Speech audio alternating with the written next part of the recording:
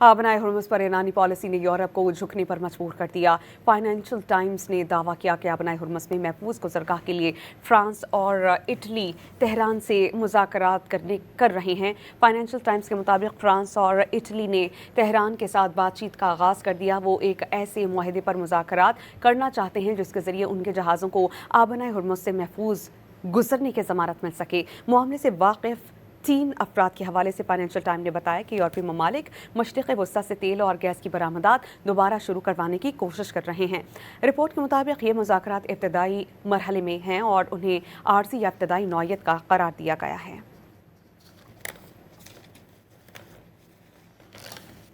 बनाए हुर्मुज़ पर ईरानी पॉलिसी ने यूरोप को झुकने पर मजबूर कर दिया।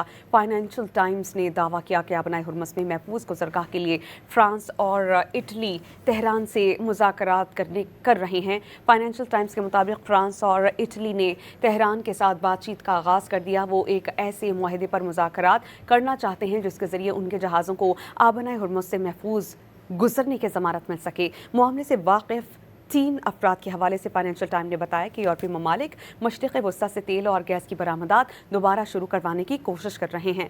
रिपोर्ट के मुताबिक ये मुज़ाकरात इब्तदाई मरहले में हैं और उन्हें आर्जी या इब्तदाई नौयत का करार दिया गया है।